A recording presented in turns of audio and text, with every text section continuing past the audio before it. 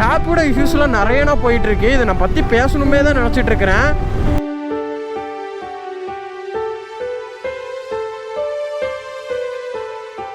Commercial vehicle எல்லாமே yellow colour number பிளேட்டில் தான் இருக்கணும் அப்படின்னு.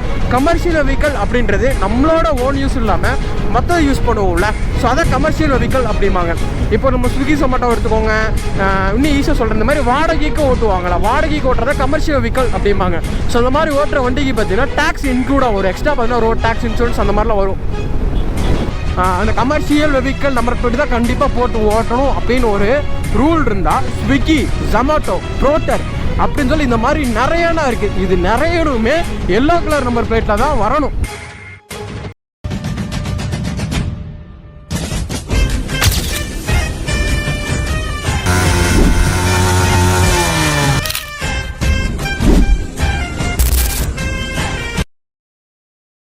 வருண் டாகர் ஹெச்ஆர்னா ஹரியானா நினைக்கிறேன். ஜிம்மி ட்ரக்கு, ரீடியம், எஸ்என்எம்டி மார்க்கெட், பலவால் தெரில, படிக்க வரல, ஒற்று. இதில் என்ன ஏற்றிட்டு போவாங்க? இதில் எனக்கு தெரிஞ்ச அந்த ரிங்கு மாதிரி ஒன்று இருக்குல்ல, அது ஏற்றிட்டு போவாங்கன்னு நினைக்கிறேங்க. ஸோ பைக் ஏறட்டும், அதுக்கப்புறம் நம்ம ஏறுவோம். இல்லை பின்னாடி ஒரு வண்டி வருது.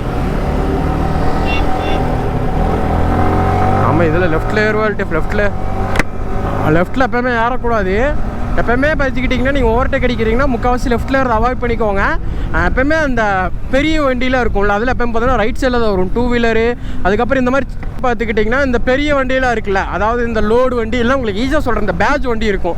இன்னும் சிம்பிளாக சொல்கிறேன், இந்த மஞ்சள் கலர் நம்பர் பிளேட் வண்டிலாம் இருக்கும்ல, அதில் எப்போயுமே பார்த்தீங்கன்னா ரைட் சைடு தான் வரும். இந்த மாதிரி நம்ம 2 வீலர் இருக்கிறது, இல்லைன்னா இந்த மாதிரி ஒயிட் கலர் நம்பர் பிளேட், இந்த மாதிரி சின்ன சின்ன வண்டியில் எப்போயுமே லெஃப்ட் சைடில் தான் போகணும்.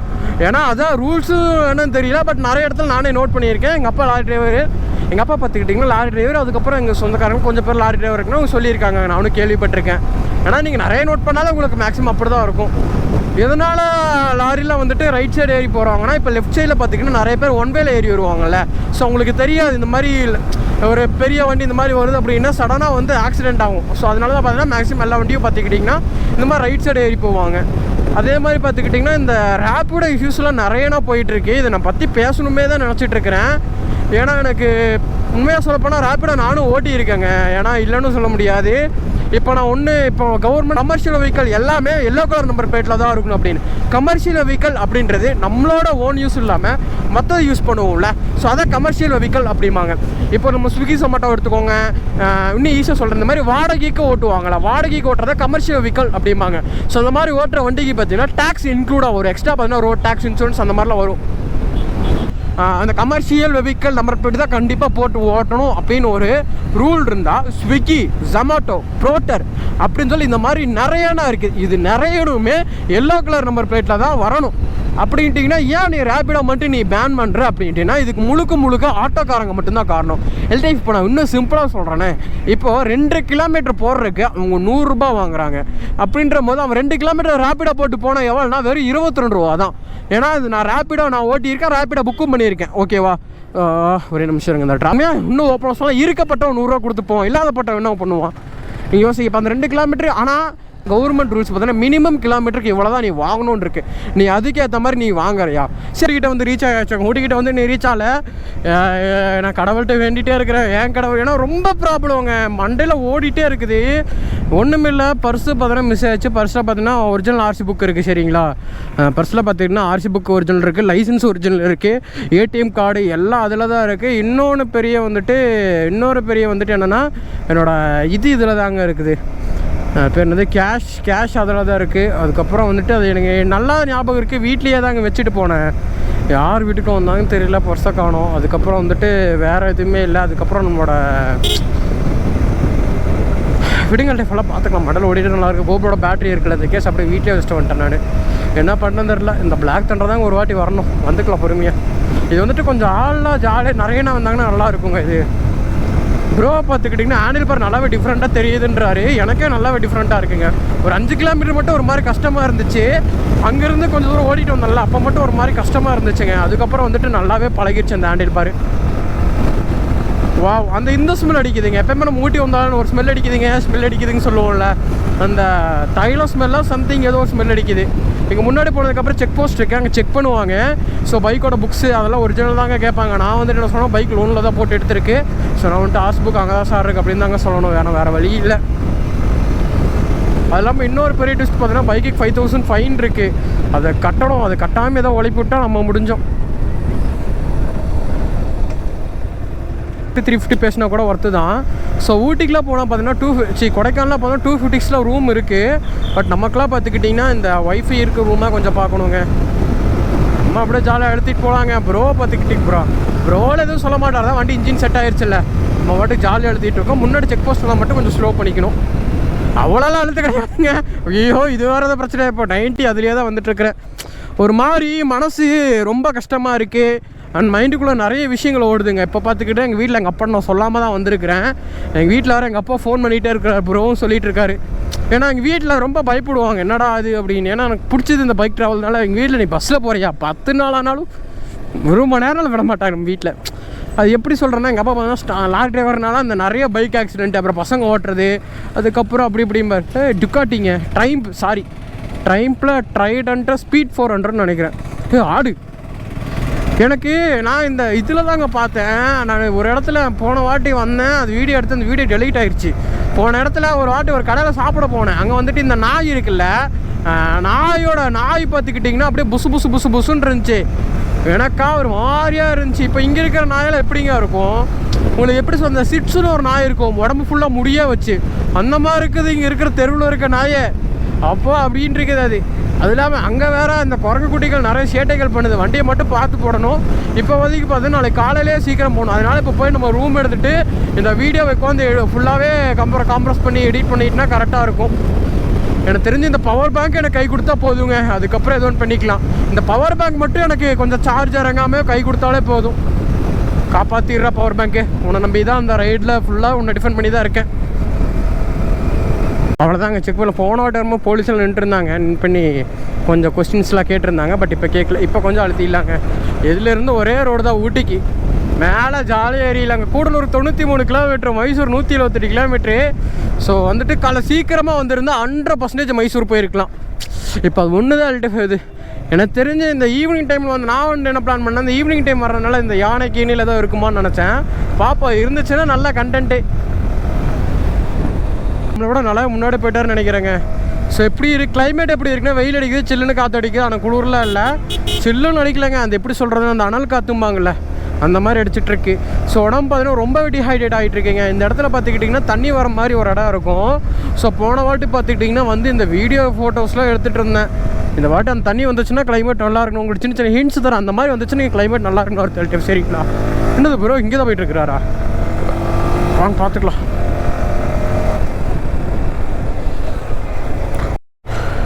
இல்லை எனக்கு தெரிஞ்சு கொஞ்சம் பெண்டு ஏறிட்டே வந்துட்டோம். ஸோ எனக்கு மன வலிலாம் பிறந்துருச்சு. கை வலி பாட்டு தாக்குன்னு தாக்குது. ஆடே காரு கார் இந்த அழுத்து அழுத்துறாங்க அந்த கார் அப்படியே. ஸோ அப்படியே பார்த்துக்கிட்டே இந்த கார் அங்கே பஸ்காரனை அடிச்சிருப்பார். ஒன்றும் இல்லைங்க, பஸ் இப்படி ஏறி வருது, அங்கேருந்து ஒரு லாரி வந்துட்டு பஸ்காரனாவே நின்றுட்டு இவன் பாட்டு விறுவிறுன்னு ஏறுறான் அந்த கார்காரன். அந்த டைமில் கேமரா ஆனில் இருந்துச்சான்னு தெரியல, இருந்துச்சுன்னு உங்களுக்கு நான் போட்டு விட்றேன். சரிங்களா? நானே உனக்கு கெட்டத்தில் திட்டினேன். ஏன்னா இதுங்க, ஏன்னா அந்த மாதிரி பெரிய வண்டியெலாம் பார்த்துக்கிட்டிங்கன்னா பிரேக் அடித்தா நிற்காதுங்க. அது புரிஞ்சதுனால தான் இப்போ நீங்களே இப்போ இந்த வீடியோ போட்டு நல்லா நோட் பண்ணிங்கன்னு வைங்கன்னா அவ்வளோ சீக்கிரம் நான் ஓவர்டேக் பண்ண மாட்டேன். இந்த மாதிரி வந்துட்டு ஏதோ கொஞ்சம் நல்லா பிளைன் கேப்பாக கிடைக்குது. இந்த மாதிரி கொஞ்சம் கண்பார்வையிலே இருக்கிற இடத்துல மட்டும் நல்லா கட்டடிச்சு ஓட்டுவனு ஓவர்டேக் பண்ணுவேன். தவிர மிச்சப்படி அந்த க்ளோஸ் கால் பண்ணுறது, இந்த வண்டி ஓட்டின மாதிரியே ஓட்டுறது அதெல்லாம் ஓட்ட ஆகாதுங்க. இங்கே பார்த்துக்கிட்டு இந்த இடத்துல தான் என்னோடய ஃபேவரட்டான ஒரு பேக்கரி இருக்குது. அங்கே போய்ட்டு தான் டீ குடிக்கிறதா குடிக்கலாம். டீ சரிங்களா? இந்த கடை மேபி திறந்துருந்துச்சுன்னா இங்கே டீ குடிக்கலாம். நான் போன வாட்டி போன வாரத்தில் தான் வரும்போதே பார்த்திங்கன்னா வேலை செஞ்சுட்டு இருந்தாங்க. இங்கே இன்னும் வேலை செஞ்சுட்ருக்குறாங்க. இந்த ஊட்டி அந்த மாதிரி சைட்லாம் பேசிக்காக இந்த ஹில் ஸ்டேஷன்லாம் பேசிக்காக பொறுத்தல ஒன்று நிலச்சரிவு ரொம்ப ஜாஸ்தியாக வரும். இப்போ நான் எனக்கு வைசர் போட்டிருக்கனால கரெக்டாக பார்த்துக்கிட்டிங்கன்னா அந்த இப்போ ஃபுல்லாக மரமாக இருக்குல்லங்க, ஏதோ ஒரு இடத்துல வெளிச்சத்தில் வரும்போது டப்புன்னு வைசரில் பட்டு ஒரு மாதிரி ரிஃப்ளெக்ட் ஆகுது, கண்ணு ஒரு மாதிரி கூசுது. வைசர் எடுத்துகிட்டு பேசலாம்னு நினச்சாலும் ஆடியோ நல்லா இறையும், காற்றடிக்குங்க. ஏன்னா நம்ம மைக் பார்த்துக்கிட்டிங்கன்னா ரொம்ப சென்சிட்டிவான மைக்கு. நம்ம லைட்டாக பேசினாலே கொஞ்சம் நல்லா இது பண்ணுற மாதிரி இருக்கும். மைக் பார்த்து நான் சொன்னேன், நல்ல விலாகில் சொல்லியிருக்கேன் மைக் செட்டப் புதுசாக மாற்றிருக்காங்க அப்படின்னு. ஸோ கொஞ்சம் பிராண்டட் மைக்காக தான் நான் போட்டிருக்கேன். பார்ப்போம் அப்பா எங்கே என்னோடய ஃபேவரட்டான டீ கடை காணும். என்னோடய ஃபேவரட் ஒரு டீ கடை ஒன்று வருங்க. நான் வீடியோ விலாகில் எப்போவுமே டீ குடிக்கும்போது அந்த கடை தான் என்னோடய பேசிக் ஃபேவரட்டான கடை. அந்த கடை தான் எப்போவுமே டீயே குடிப்பேன். பார்ப்போம். கை வலிக்கலையானா எனக்கெல்லாம் பெருசாக ஒன்றுமே தெரிலங்க. நம்ம வாட்டு ஜாலியாக எடுத்து ஓட்டிகிட்ருக்குறோம். அப்பா இந்த ஹில் ஸ்டேஷனில் ஓட்டி ஹில் ஸ்டேஷன் நமக்கு நல்லா ஃபிங்கர் டிப்ஸில் இருக்குதுங்க. எப்படி சொல்கிறது, நான் எந்த இடத்துல எப்படி ஓட்டுறது, கீரில் எப்படி கட் பண்ணுறதுன்னு சொல்லி எப்படி ஃபிங்கர் டிப்ஸில் இருக்குது. கார்னரிங் அதுக்கேற்ற மாதிரி நம்ம ஸ்கில்லு நல்லா இங்கே தான் வீடியோ எடுத்து நினைக்கிறேன். நம்ம ஸ்கில்லு நல்லாவே டெவலப் ஆயிடுச்சுங்க. நல்லாவே டெவலப் ஆயிடுச்சு ஸ்கில்லு. வேறு லெவலு. அப்பா கார்னரிங்லாம் போட்டு தாக்கலாம். வைசர் எடுத்துவிட்டு ஓட்டலாங்க. ஒரு வழியாக பல வெயிலுக்கு அப்புறம் பார்த்துக்கிட்டிங்கன்னா இந்த மாதிரி சில்லுன்னு கிளைமேட்டு சில்லுன்னு இருக்கிற இடத்துக்கு வர ஆரம்பிச்சிட்டோம். ஸோ வரும்போது பார்த்திங்கன்னா நல்லாவே தட்டிகிட்டே வந்தாங்க. அப்படியே பார்க்கும்போது 74 கிலோமீட்டருக்கு கிட்டத்தட்ட அரை மணி நேரமாக ஓட்டி 6 கிலோமீட்டர் தான் வந்திருக்கும். ஹில் ஸ்டேஷனை பொறுத்தளவு 1 கிலோமீட்டர் 2 கிலோமீட்டர் பெருசுங்க. ஏன்னா கார்னரிங்லாம் அவ்வளோ வளைஞ்சு பெண்டாக இருக்குல்ல, அது ஒன்று தான். அதனால் வந்துட்டு எப்பாச்சும் ஹில் ஸ்டேஷனில் வந்துட்டு கீழே இறங்குறீங்க இல்லை மேலே இறங்குற முன்கூட்டியே ஏறிடுங்க. இப்போ நாங்கள் சம்மந்தமே இல்லாமல் ஊட்டி வந்துருக்குறோம். வந்துட்டு என்ன இப்போ ரூம் தேடிக்க டைம் கரெக்டாக இருக்கும். நீ லாம்ஸ் பார்க் போயிட்டு ஒரே ஒரு பிளேஸாக பார்த்துட்டு அங்கே vlog எடுத்துகிட்டு அதுக்கப்புறம் ரூம் தேடிட்டு அங்கே ஸ்டே பண்ணிவிட்டு இந்த வீடியோலாம் உட்காந்து முடிஞ்சால் எடிட் பண்ணுவோம். அப்படி இல்லையா அங்கேருந்து சுற்றுவோம். எதுவும் பண்ணுவாங்க. இல்லைனா ஒரு 6 மணி வரைக்கும் ரைட் பண்ணுவோம். பண்ணதுக்கப்புறம் ரூம் தேட வேண்டியதுதான். ரூம் பார்த்துக்கிட்டிங்கன்னா நாங்கள் முடிஞ்சளவு பட்ஜெட் கம்மியாகவே தான் பார்க்க போகிறோம். ஸோ ரொம்ப பட்ஜெட் கம்மியாக ஒரு 300 400 அந்த ரேஞ்சில் தான் ரூம் பார்க்கணும். கரெக்டாக மணி அங்கே வண்டி எடுக்கும் போது இன்னொரு 1 மணி நேரம் கரெக்டாக ரைட் பண்ணால் மசனகுடி போயிடலாம். மசனகுடி உள்ளவே போயிடலாம். உள்ளே போனதுக்கப்புறம் மசனகுடி போய் ரூம் போகிறதா கூட போட்டுக்கலாம். அவ்வளோதான். ஊட்டி வந்து ரீச் ஆகிடுச்சு. இன்னும் லாம்ஸ் பார்க் 6.2 கிலோமீட்டர்ஸ் இருக்குது. லாம்ஸ் ராக் போவோம். அதுக்கப்புறம் வந்துட்டு டால்ஃபின் ஹவுஸ் போவாங்க. டால்ஃபின் ஹவுஸ் பெருசாக எதுவுமே இருக்காது. ஆனால் ஒரு ஆளுக்கு 100 ரூபா ஏதோ நினைக்கிறேன். அங்கே போய் பார்ப்போம் எப்படி இருக்குன்னு. சரிங்களா, போய் பார்த்துட்டு அதுக்கேற்ற மாதிரி ஏதாவது முடிவு எடுத்துப்போம். ஒன்றுமில்லை, இங்கே போவாங்க. போயிட்டு அதுக்கப்புறம் ஏதோ 2-3 கார்டன் போய் பார்ப்போம். அதுக்கப்புறம் கார்டனில் வேறு எதுவுமே வியூ பாயிண்ட் இருக்காது. ஸோ தெரிஞ்ச வரை ஏதோ ஒன்று போவோம். அப்படி இல்லையா இங்கே இருக்க சுற்றுவோம். இல்லைனா மசனகுடி போகிற வழியில் போகும்போது ஏதோ ரூம் எடுத்துக்க வேண்டியதுதான். ஆஹா, எல்லாமே கண்ணு கவர்ச்சிகளாக இருக்குது. நிஸ்வந்தே வேண்டாம், நம்மளால் அடி வாங்க முடியாது.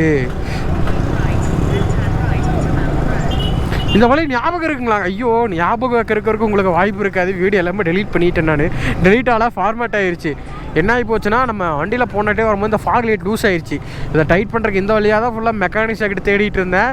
தேடிட்டு இருக்கும் போது கேமரா காலில் ரோட்டில் விழுந்துருச்சு. அது ஒரு அண்ணா வந்து எடுத்து கொடுத்தாரு. அதெல்லாமே அந்த கேமராவில் கவர் ஆகிருச்சு. அந்த வீடியோ ஆட்டோமேட்டிக்காக ஃபார்மேட் ஆகிருச்சு. உலகத்துலேயே மிகப்பெரிய வழி என்னென்னா, நம்ம கஷ்டப்பட்டு நான் வீடியோ அவ்வளோ கஷ்டப்பட்டு ஷூட் பண்ணுங்க, அதெல்லாம் எதுவுமே இல்லை அப்படின்ற நினைக்கும் போது மனசில் அவ்வளோ வலிக்குது. எனக்கான சம்பவங்கள் ஆகிவிட்டது. ஸோ ஒரு டிஷர்ட் தான் இங்கே எடுத்து வச்சேன். ஒரு டிஷர்ட் இப்போ எடுத்து போட்ட ரைடிங் ஜாக்கெட்டுக்குள்ளே நாளைக்கு என்னென்ன சம்பவங்கள் ஆக போகுதுன்ற தெரியவில்லை. வந்ததுக்கு ஒரு ரீல்ஸ் கூட எடுக்கல. நான்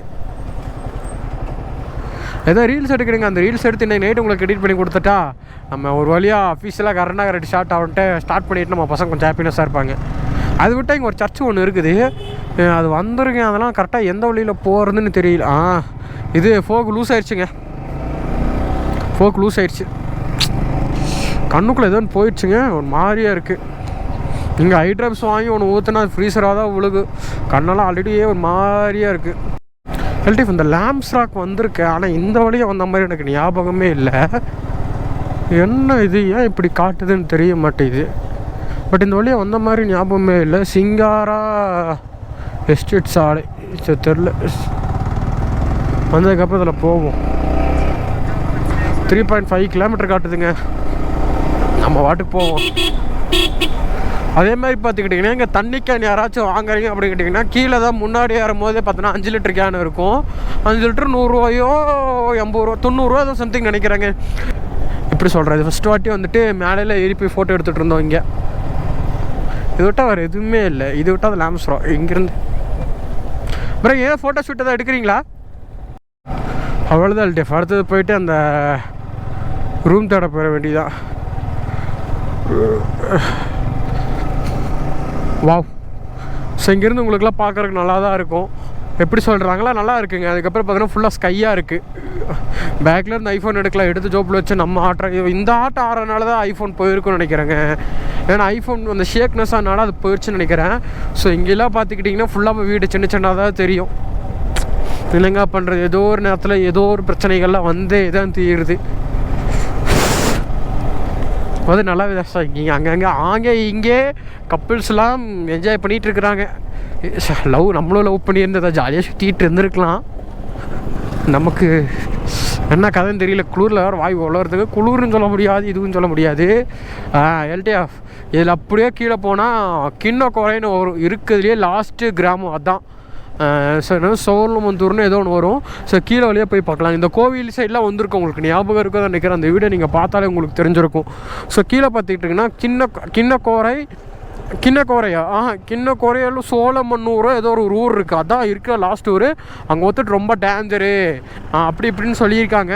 ஸோ கண்டிப்பாக டேஞ்சர் தாங்க. ஏன்னா அங்கெல்லாம் வந்துட்டு யானை அந்த மாதிரிலாம் ஜாஸ்தியாக இருக்குன்றிருக்காங்க. நம்ம இந்த டைமுக்கு போனால் யானை பார்க்கறதுலாம் சான்சஸ் எல்லாம் இருக்குது. வா, நல்லா சில்னஸாக இருக்காங்க. இந்த இடத்துல பார்க்கும்போது இந்த இடத்துல அந்த வீடியோ உங்களுக்கு இருந்து ஆட் பண்ணுறேன். அந்த இடத்து அது ஐயோ எல்டே